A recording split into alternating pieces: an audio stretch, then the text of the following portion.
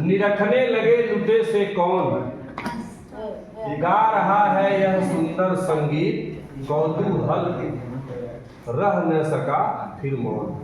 नमस्कार, मैं संतोष चतुर्वेदी, दंडका जनपद संत कबीर नगर। इस वीडियो में यूपी बोर्ड 12वीं के काव्यखंड का श्रद्धा मनु पाठ जो जयशंकर प्रसाद की रचना है, इसका दूसरा भाग है।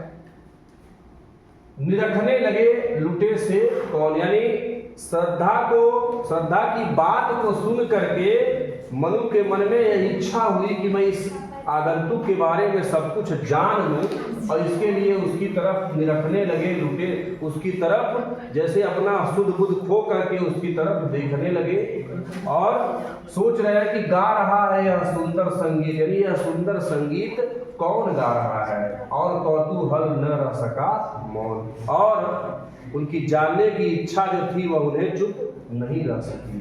और देखा वह सुंदर दृश्य, और मनु ने वह सुंदर दृश्य देखा अपने सामने।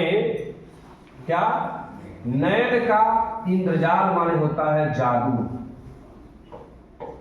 अभिराम माने सुंदर, ठीक है।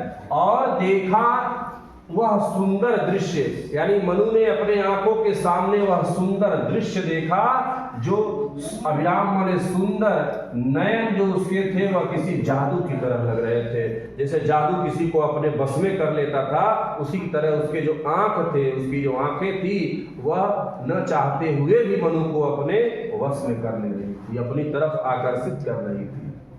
और कुसुम वैभव में लता समान, यानी जैसे लताएं, कुसुम माने होता है फूलों के, वैभव माने धन, यानी बहुत सारे फूल पत्ती से लदी हुई रहती है। जिस प्रकार से लताएं फूलों और पत्तियों से लदी हुई सुंदर दिखाई देती हैं, उसी प्रकार से उसकी जो भरी पूरी शरीर थी वह सुंदर दिखाई दे रही थी। जैसे चंद्रिका से लिपटा घनश्याम, जैसे लगता था कि चांदनी से लिपटा हुआ कोई घनश्याम, नहीं सॉरी, घनश्याम माने घने बादलों से लिपटी हुई कोई चांदनी दिख हो।